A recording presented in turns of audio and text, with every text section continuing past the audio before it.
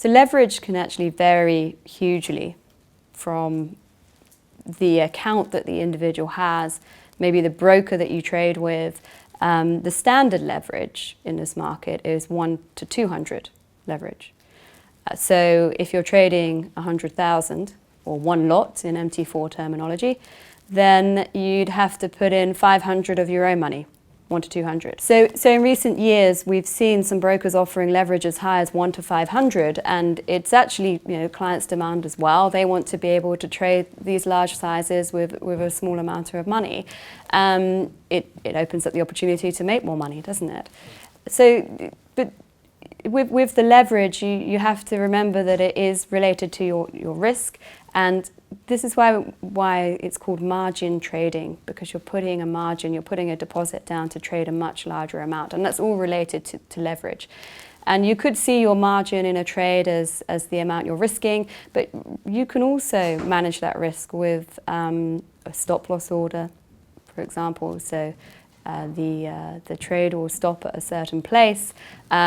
It's also on a lot of platforms, it factors in the free equity that you have in your account as well. So you may have $500 in a position, but if you haven't placed a stop loss order and your trade's going against you, then you could see that the free equity in your account starts being contributed to the loss of that trade as well.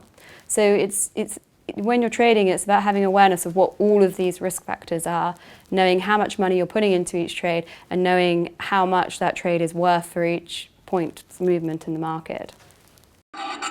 Yeah, an IG spokesman has stated that clients are slightly more successful trading Forex, and that 60% of client trades were winners. Losses come from risk management, in that clients tend to let losses run in the hope they turn around while closing out winners quickly. Can you comment on that?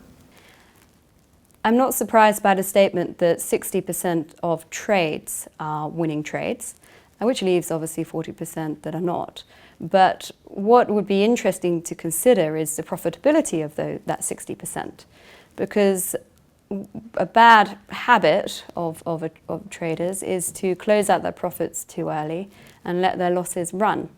So you could see 60% of the trades profitable, but if they're just making a few pips on those trades, then compared with the 40% that are losing, let's say 100 pips all the trades, and it's a very different percentage when you're actually looking at profitability. So yeah, great, 60% of trades are winning, but how many traders? What's the percentage of traders that are profitable?